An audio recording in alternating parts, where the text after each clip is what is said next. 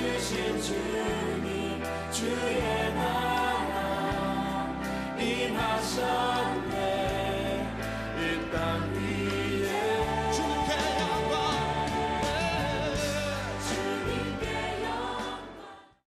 하나님께서 우리 인간들에게 복을 주시는데 하나님이 여러 복을 주시잖아요. 건강의 복을 주시고 재물의 복을 주시고 관계의 복을 주시고 또 살아갈 수 있도록 호흡의 복을 주시고 이렇게 복을 주시는데 하나님이 인간에게 주시는 복 중에서 최고의 복이 무엇이냐면 우리를 구원하시는 복이라는 거예요.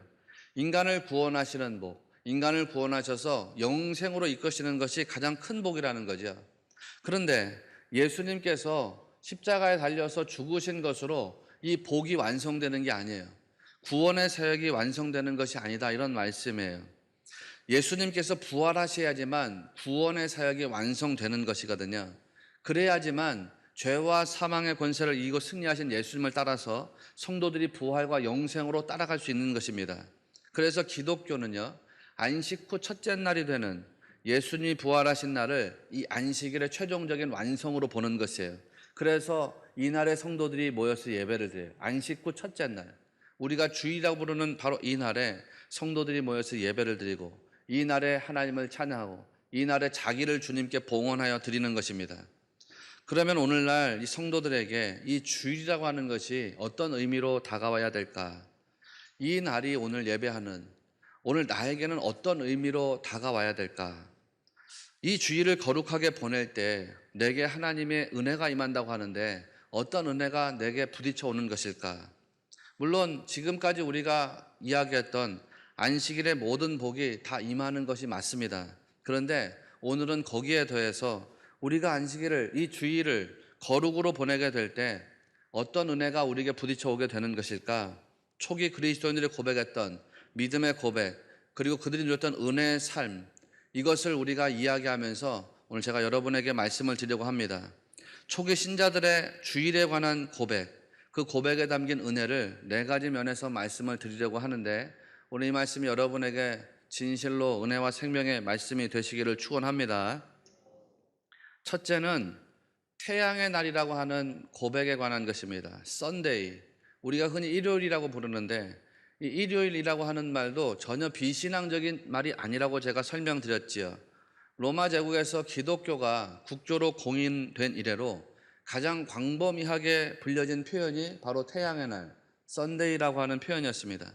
농경 문화라고 하는 배경 때문에 태양신을 숭배하던 전통을 따르긴 한 것이지요. 유대인들도 그런데요, 태양에 대한 경외감을 가지고 있었어요. 당연히 그러겠죠.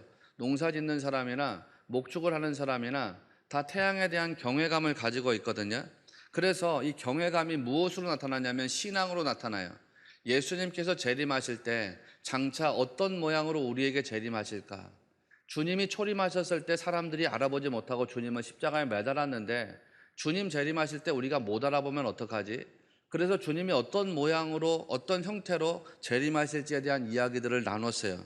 그런데 장차 오실 메시아는 태양이 떠오르는 것처럼 이 세상에 오실 것이라는 신앙을 고백하기 시작합니다. 그러니까 이것이 일종의 종말론적인 신앙의 고백이었다는 거죠. 왜? 주님 다시 오시는 것에 대한 기대와 소망의 표현이었기 때문입니다.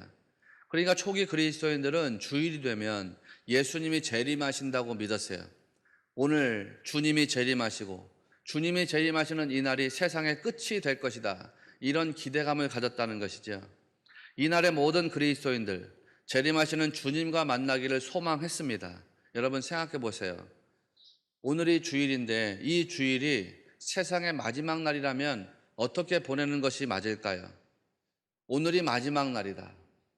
주님이 재림하시고 이 세상에 종말이 온다. 그러면 어떻게 오늘 우리가 이 시간을 보내는 것이 옳을까요?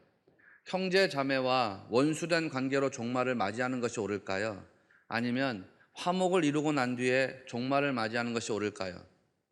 형제 자매를 지옥의 심판과 저주 아래 내버려 두는 것이 옳을까요? 아니면 그들을 주님의 나라로 이끌어오는 것이 옳을까요?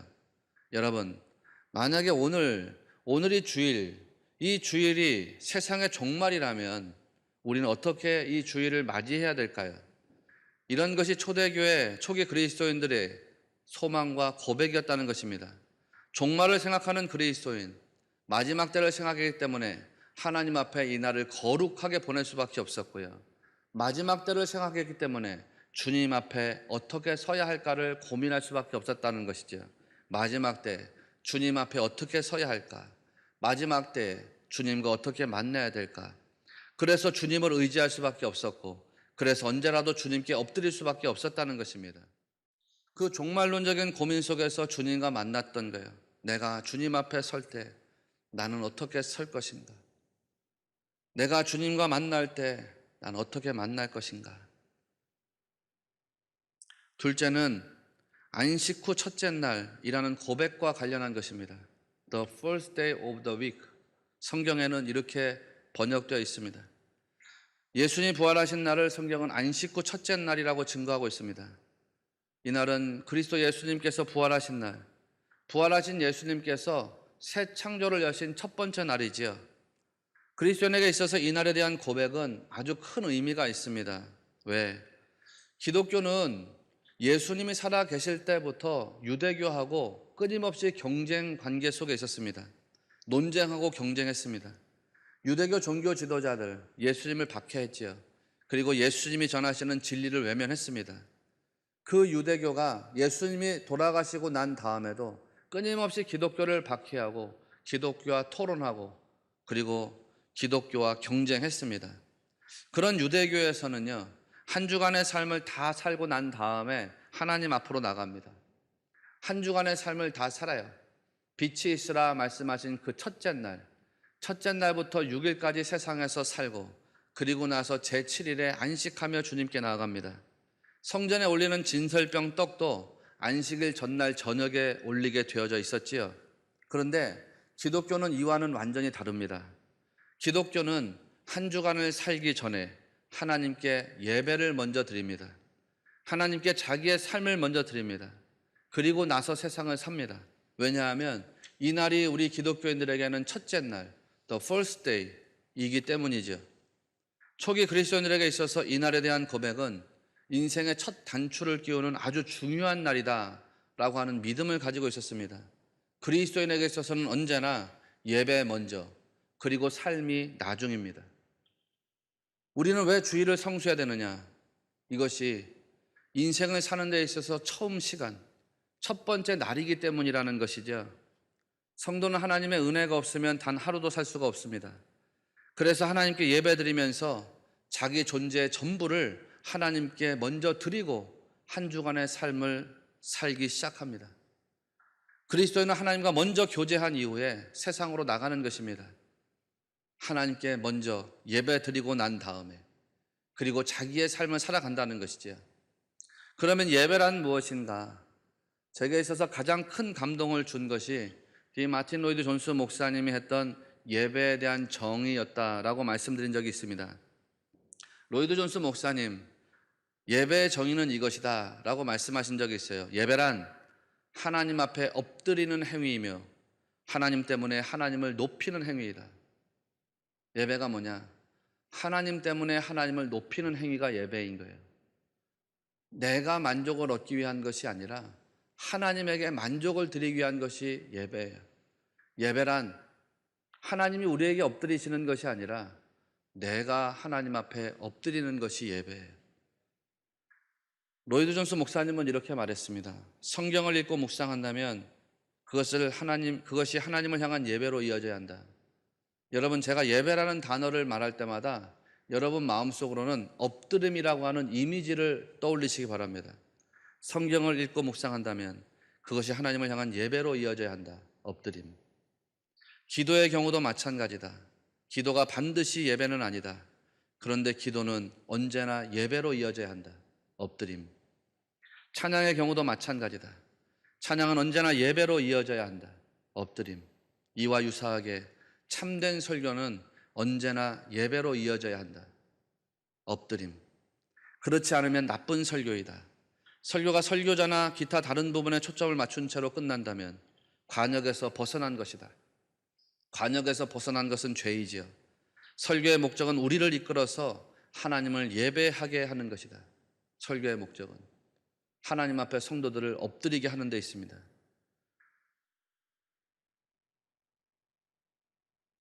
기도하는 것도 성경을 읽는 것도 마찬가지겠지요. 하나님이 모세에게 자신을 나타내셨을 때 모세는 땅에 엎드려서 경배했습니다. 여호수아 계시를 받고 나서 땅에 엎드려 하나님을 경배했습니다. 이게 바로 예배라는 것이죠. 하나님의 임재를 깨닫고 하나님 앞에 엎드리는 것입니다. 엎드리는 것. 예배 인도자가 찬양을 인도할 때 그는 회중을 하나님 앞에 엎드리게 해야 합니다. 성경을 읽는 분도 마찬가지. 성경을 읽을 때 하나님 앞에 성도들을 엎드리게 해야 합니다. 대표로 기도하는 분이 나와서 기도할 때도 마찬가지겠지요. 기도 인도자가 기도할 때 그 기도의 목적은 성도들을 하나님 앞에 엎드리게 하는 데 있습니다. 엎드림. 저도 마찬가지겠지요. 제가 설교할 때 모든 성도들을 하나님 앞에 엎드리게 해야 하는 것이겠지요. 그렇지 않다면 제 설교는 나쁜 설교로 끝나고 마는 것입니다. 우리는 인생의 첫날을 그렇게 하나님 앞에 엎드림으로 시작합니다. 엎드림. 그러면 엎드림이라는 게 뭐예요, 여러분? 엎드림. 굴복이잖아요. 굴복. 나의 전부를 드리는 것이고 나의 전부를 맡기는 것입니다. 그렇게 그리스도는 한 주간을 시작한다는 것이죠. 첫째 날, the first day, 주님께 나의 전부를 내어드리는 것으로 한 주간을 살아가는 것입니다. 이 생명이 주님께 있습니다. 이 인생이 주님께 있습니다. 그것을 내가 소유한 것이 아니라 그것을 주님께서 소유하고 계십니다. 그렇게 한 주간 첫째 날에 주님께 나의 전부를 내어드리면서 기독교인의 삶이 출발하는 것이지요. 여러분, 그렇게 자기의 인생을 하나님께 내어드린 사람의 삶을 하나님 어떻게 하실까요? 하나님은 그 인생을 반드시 책임져 주실 줄로 믿습니다. 제사장이 안식일 전날 저녁에 진설병 떡을 하나님 앞에 진설한다고 말씀드렸지요. 제사장이 유대교에 있어서 진설병 떡을 안식일 전날 저녁에 하나님 앞에 올려드립니다. 이스라엘 12지파를 상징하는 진설병 12개를 하나님 앞에 올려드립니다. 그것을 매주마다 합니다. 일주일마다. 새 안식일이 찾아오기 전에 그 안식일 전날 저녁이 되면 어김없이 새로운 진설병을 올려놓습니다. 그리고 새 진설병을 올리고 나면 이전에 드렸던 진설병은 어떻게 한다고 말씀드렸던가요? 일주일 전에 올렸던 진설병은 제사장들이 가져다가 그것을 먹습니다. 무슨 말이라고 했던가요? 일주일 동안 진설되었던 떡이 상하지 않았다는 뜻입니다. 이게 아주 신비로운 일이거든요. 그 무더운 곳에 진설되었던 12개의 떡이 상하지 않는다는 거예요. 부패하지 않는다는 거예요. 곰팡이가 피지 않는다는 거예요. 하나님이 지키시지 않으면 떡이 상할 수밖에 없습니다. 그런데 일주일 동안 떡이 상하지 않습니다. 그래서 그것을 제사장들로 하여금 먹게 하셨다는 것이지요. 하나님, 이스라엘 12지파를 지키고 보호해 주셨다는 뜻입니다. 여러분, 그렇게 자기를 주일에 하나님 앞에 온전하고도 합당하게 드린 성도를 어떻게 하나님께서 하실까? 상하지 않게 하실 줄로 믿습니다. 하나님께서 지켜주신다 이런 말씀이에요. 진설병 떡이 상하지 않아 제사장들이 다시 가져가 먹었던 것처럼 자기를 온전하고도 합당하게 주님께 드린 성도의 인생을 하나님이 지켜주실 것을 믿고 승리하는 여러분들이 다 되시기를 바랍니다. 셋째는 주님의 날이라는 고백과 관련한 것이에요. 주일, 로즈 데이. 오늘날 우리가 가장 광범위하게 표현하는 고백이죠. 왜 초기 그리스도인들은 주님의 날, 이 주일이라는 고백을 했을까? 바로 이날에 예수님께서 부활하셨고 예수님께서 이날의 주인이 되셨기 때문입니다. 그러니까 아세르 핫데바림, 우리가 십계명이라고 부르는 그 말씀에서 일곱째 날은 내 하나님 여호와의 날이다 이렇게 말씀하셨던 것처럼 안식 후 첫째 날은 누구의 날이냐면 예수 그리스도의 날이라는 것이에요. 그래서 이날에 신자들은 주님의 부활을 기억하고 주님께 감사하면서 주님을 찬양합니다. 부활하신 예수님을 예배하고 하나님이 부어주시는 성령의 임재를 체험한다는 것이죠. 구약적인 관점에서 보면 이날을 파루시아라고 그러는데, 파루시아는 여호와의 날, 심판의 날, 그 종말을 뜻하는 표현이죠. 그런데 이게 신약으로 옮겨지게 되면 이날은 부활의 날, 성령의 날이라고 하는 관점으로 확장이 됩니다. 요엘 선지자가 여호와의 날에 대한 환상을 보았죠. 여호와의 날에 대한 환상을 보면서 여호와의 날에 대한 환상을 통해서 성령님의 역사를 기록해 놨습니다. 그런데 그 요엘서에 기록되어 있는 말씀이 사도 베드로에 의해서 성취가 된다는 거예요. 그것이 사도행전 2장에 기록되어 있습니다. 말세에 내가 내 영으로 모든 육체에 부어주리니 너희의 자녀들은 예언할 것이요 젊은이들은 환상을 보고 늙은이들은 꿈을 꾸리라. 베드로가 이 말을 할 때 오순절 곧 주일이었습니다. 이날에 하나님께서 모든 육체에게 하나님의 영을 부어주시겠다고 약속하셨습니다. 부어주리니 헬라어로는 에케오, 퍼붓는다는 뜻이에요. 마치 한여름 장마 시절에 장마비가 장대처럼 쏟아져 부어지는 것처럼 하나님께서 성령을 부어주시겠다고 하는 거예요. 그런데 이 단어가 미래형으로 사용되어 있어요. 그래서 아주 연속적이고 지속적으로 이 일이 일어난다는 것을 우리에게 표현해 주고 있습니다. 초기 그리스도인들 주일에 모일 때마다 이런 은혜를 기대했다는 거죠. 성령님이 오순절 마가다락방에서 한번 부어지심으로 끝난 게 아니라는 거예요. 매 주일마다 예배하는 현장에 성령님께서 부어지시는 은혜를 경험할 수 있는 길이 열려졌다는 것이죠. 그래서 주일마다 성령이 퍼부어지는 그런 은혜를 성도들은 기대했다는 것입니다. 그렇게 성령님이 성도들에게 임하게 되면 아주 놀라운 역사가 일어난다고 했어요. 사도행전 2장 17절을 보면 너희의 자녀들은 예언할 것이요 젊은이들은 환상을 보고 늙은이들은 꿈을 꾸리라. 자녀들이 예언을 한다고 했습니다. 하나님의 영이 부어지게 되니까 하나님의 말씀이 자녀들의 심장에 가서 꽂히게 된다는 거죠. 하나님의 말씀을 받아요. 하나님의 말씀이 보여지고 믿어지고 깨달아지고 그 말씀을 증거하고 그 말씀을 선포하고 그 말씀을 대언하는 자녀들이 된다는 것입니다. 젊은이들이 환상을 본다고 했죠. 묵시, 비전. 성령님께서 젊은이들에게 그것을 보여주신다는 거예요. 히브리 단어로는 카존이라고 하는 것. 이 카존을 보여주셔서 이 세상을 감당하게 하시고 주님의 나라 일을 감당하게 하시고 주님께서 우리에게 주신 사명을 감당하게 하신다는 거지요.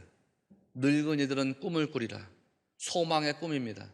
할로무트라고 하는 히브리 단어에 해당되는 이 말, 하나님의 뜻을 깨닫게 되는 아주 초자연적인 그런 역사를 의미하는 것이죠. 여러분, 그렇게 초기 그리스도인들은 주일에 하나님께 예배하면서 성령의 임재를 기도했습니다. 성령님의 은혜가 우리에게 부어질 때 우리에게 나타날 역사들을 또한 기대하고 사모했습니다. 성령님 임하시면 예언이 나타나고, 성령님 임하시면 묵시가 나타나고, 성령님 임하시면 소망의 꿈이 보여지게 될 것을 기대하고 사모했다는 것이죠. 그리고 그들은 실제로 그 성령 임재의 충만하심을 경험하고 세상에 나가서 담대한 믿음의 삶을 살아낼 수 있었다는 것이에요. 오늘 여러분, 우리가 이 주일에 예배하고 있습니다. 이 주일에 우리가 드리는 예배를 통해서 하나님은 기뻐하시고 성령님은 우리 가운데 충만하게 내주하게 되시기를 바랍니다. 그래서 여러분의 삶에도 각자의 영역 속에서 예언이 나타나고 묵시가 보여지고 환상이 보여지는, 또 소망의 꿈들이 보여지는 그런 믿음의 역사가 일어나게 되시기를 주의 이름으로 축원합니다. 마지막 네 번째가 제8요일, the 8th day라는 고백과 관련한 것입니다. 이스라엘의 전통에서 볼 때요, 7이라고 하는 숫자는 완전수라고 했지요. 완전한 숫자, 뭔가 완전히 채워진 수를 의미하기 때문에 이 수를 우주적인 수라고 불렀습니다. 그래서 한 세상이 7이라고 하는 우주적인 숫자로 구성되어 있다고 믿었지요. 그래서 한 주간이 7일을 넘어설 수가 없습니다. 왜냐하면 이 7이라고 하는 숫자 자체가 이미 하나의 세계를 의미하기 때문이거든요. 그런데 초기 그리스도인들은 7일을 넘어서서 주일을 제8일이라고 불렀어요. 우리는 그렇기 때문에 여기에서 이 8이라고 하는 숫자가 가지는 중요한 의미를 발견해내야 됩니다. 여러 번 설명드렸지만 8이라고 하는 숫자는 히브리 철학에서 아주 중요한 의미를 가지고 있어요. 완전수 다음으로 아주 특별한 의미를 가진 숫자입니다. 8이라고 하는 숫자가 가지는 의미는 초월이라고 그랬죠. 이 8은 초월의 수예요. 시공간을 뛰어넘게 하는 그런 매개, 시공간을 초월하게 하는 그런 의미를 가지고 있습니다. 어제까지 여러분이 사셨던 세상하고는 완전히 다른 세상 속에 여러분이 존재하고 있다는 것입니다. 주일날 아침이 되면 성도들이 잠에서 깨어나면서 이 믿음을 고백했어요. 어제까지, 첫째 날부터 제6일까지의 세상은 세상의 더러운 것들과 함께 어울려 살았던 삶이었어요. 그러나 the eighth day, 이 아침은 거룩한 세상이거든요. 이 아침은 전혀 다른 차원의 세상이거든요. 이제 거룩한 세계 안으로 들어와서 하나님을 예배하고 경배해야 될 그런 마땅하고도 합당한 의무와 책임감을 지닌 그런 날 속으로 들어오게 된 것입니다. 신약에서는 도마의 고백과 관련이 있습니다. 주님 부활하시고 난 다음에 주님이 제자들을 만났는데 그 자리에 도마가 없었어요. 디두모라고 하는 도마. 그래서 믿음을 거부해요. 이후 8일이 지나서 주님이 제자들과 도마가 함께 있는 자리에 나타나십니다. 그래서 그 도마에게 부활의 증거를 보여주셨어요. 요한복음 20장 27절, 내 손가락을 이리 내밀어 내 손을 보고 내 손을 내밀어 내 옆구리에 넣어보라. 그리하고 믿음 없는 자가 되지 말고 믿는 자가 되라. 결국 제8일에 주님은 세상과 부딪혀서 연약해진 사람들을 자기의 옆구리로 초대하신다는 거예요. 우리 성도들이 세상과 부딪혀서 살아가면 우리의 믿음이 꺾여집니다. 성도들이 세상과 부딪혀서 살게 되면 우리의 믿음이 연약해지게 됩니다. 그렇게 꺾여진 믿음, 그렇게 연약해진 믿음, 그런 성도들을 주님은 the eighth day, 이 제8요일에 자기의 옆구리로 초대하신다는 거예요. 창에 뚫려 있는 그 옆구리. 그래서 너희는 믿음 없는 자가 되지 말고 믿는 자가 되라. 연약해진 믿음을 강하고 단단한 믿음의 반석으로 세워주신다는 것이죠. 그러니까 여러분, 이렇게 주의를 거룩하게 하면서 하나님이 주시려고 하는 복과 은혜, 성령과 사랑을 충분하고도 넉넉하게 받아 누리게 되시기를 바랍니다. 이런 것이 우리가 물려받은 믿음의 유산입니다. 믿음의 유산. 우리가 받은 믿음의 유산, 요즘처럼 그것을 이렇게 깊이 있게 그리고 무겁게 생각했던 때가 없었던 것 같습니다. 요즘 보면 육신의 순교를 강요당하던 시대에서 마음의 순교를 강요당하는 시대로 바뀐 것 같습니다. 앞으로 더 심해지겠지요. 코로나 29가 나오고 코로나 39가 나오면 더 심해지겠지요. 분명히 하나님은 다니엘서에, 계시록에, 역대기서에 이 시대의 징조를 우리에게 보여주셨는데 우리는 그럼에도 불구하고 심히 요동하겠지요. 이런 시절을 보내면서 우리는 어떤 믿음을 유산으로 물려줄 것인가에 대해서 고민할 필요가 있습니다. 한국 교회는 순교자들의 믿음을 유산으로 물려받았습니다. 아니, 적어도 여러분이나 저는 순교자들의 믿음을 유산으로 물려받았습니다. 그러면 우리는 무엇을 믿음의 유산으로 남겨주고 가야 할까? 우리 시대에 주님이 다시 오셔서 세상에 종말이 온다면 참으로 감사하고 영광스러운 일이라고 저는 믿습니다. 제가 사는 이 시대에 주님이 오셔서 세상에 종말이 온다. 그러면 참 감사한 일일 것 같습니다.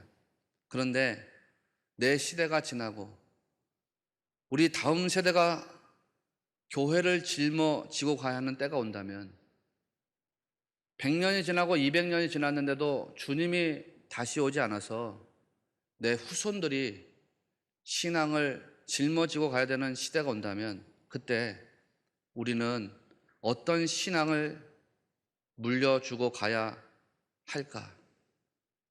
이게 참 고민이 되고 이것 때문에 마음이 참 괴롭습니다. 물론 여러분도 괴롭겠죠.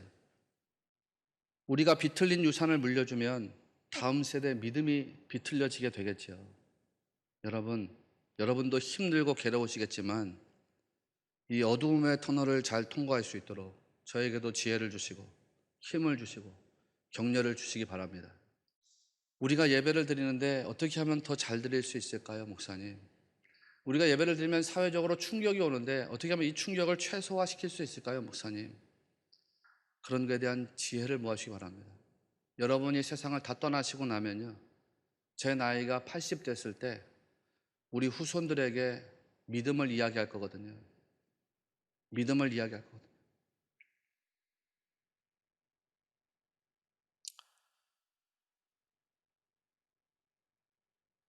그때 제가 우리 후손들에게 자랑할 수 있는 믿음의 유산.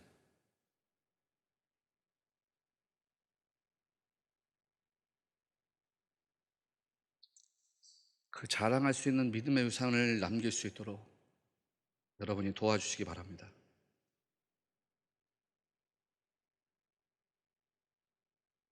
오늘 어렵잖아요.